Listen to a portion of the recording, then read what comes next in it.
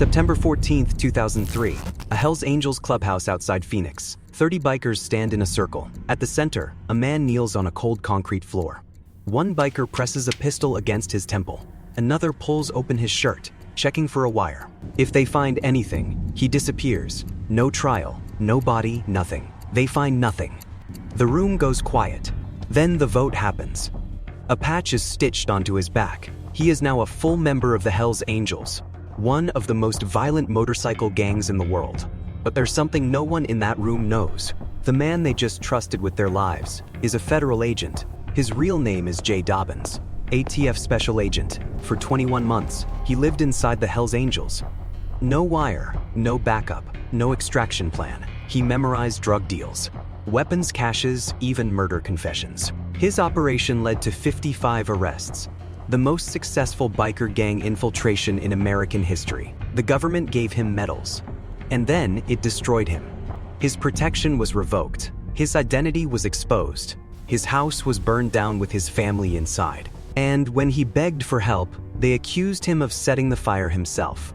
A federal judge would later say the agency targeted him as payback. So how does a national hero become his own government's suspect? And what secret was so dangerous that they were willing to destroy him to protect it? To understand that, we need to go back. Tucson, Arizona, 1987. Jay Dobbins is 4 days into his career. He hasn't even received his first paycheck, and he's already dying. He's lying on the floor of a trailer park. A .38 caliber bullet lodged in his lung, blood filling his chest. Fellow agents rush him to a hospital. A surgeon cracks his chest open, removes the bullet, saves his life. Most people would quit after that. Jay Dobbins didn't. He returned to duty. 4 days into the job, and he already decided something important. Death was acceptable. Irrelevance was not. 2 years later, Chicago on undercover operation goes wrong. A suspect drives a car straight into him. Both knees shatter on impact. He's thrown across the hood, hits the ground. The car speeds away. From the pavement, Dobbins pulls his gun and fires at the fleeing vehicle.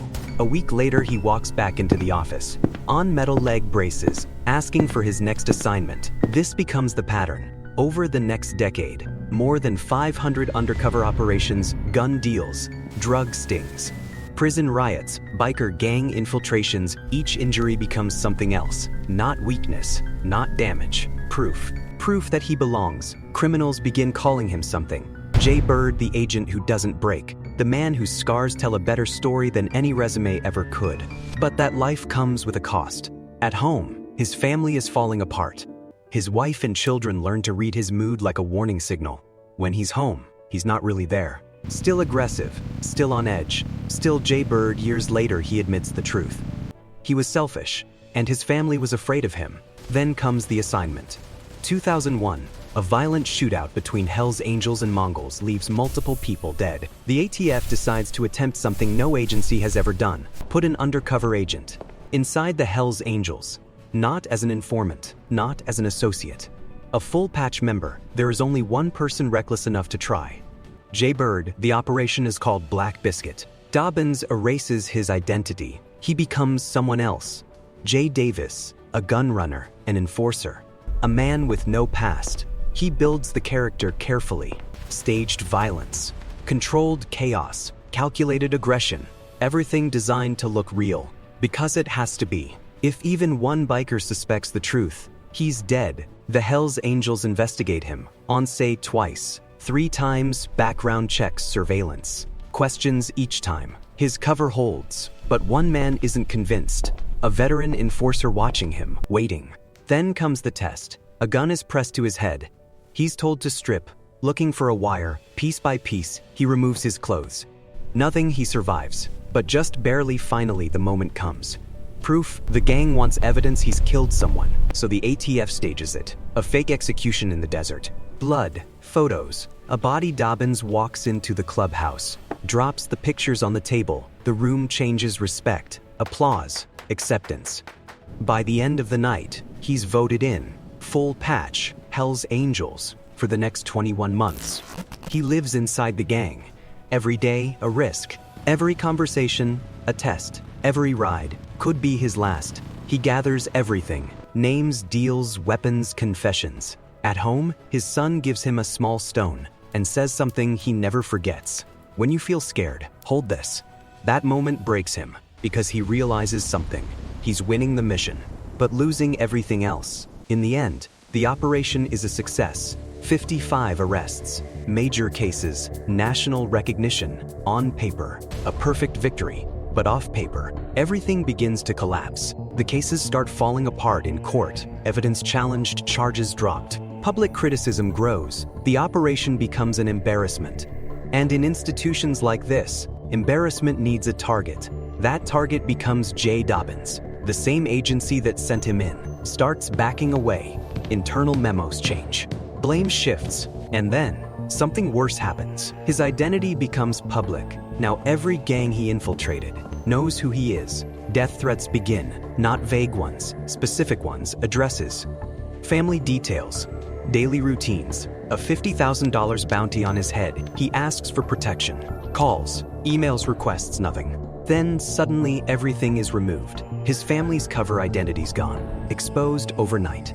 No explanation, no reason. Then, August 10th, 2008, his house catches fire. Flames spread fast. His family barely escapes.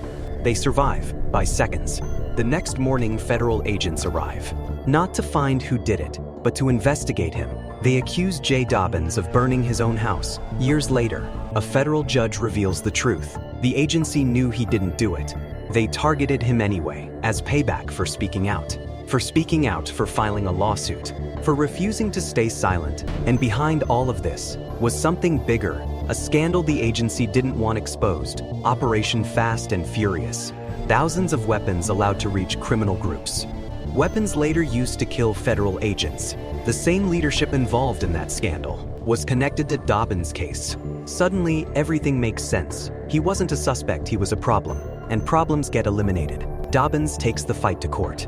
One man against the US government. He brings evidence, documents, records, testimony, hundreds of pages. In 2014, a judge rules in his favor, saying the agency violated its duty, that they targeted him knowingly, that they acted in retaliation. But the government appeals. The decision is overturned. No compensation, no victory.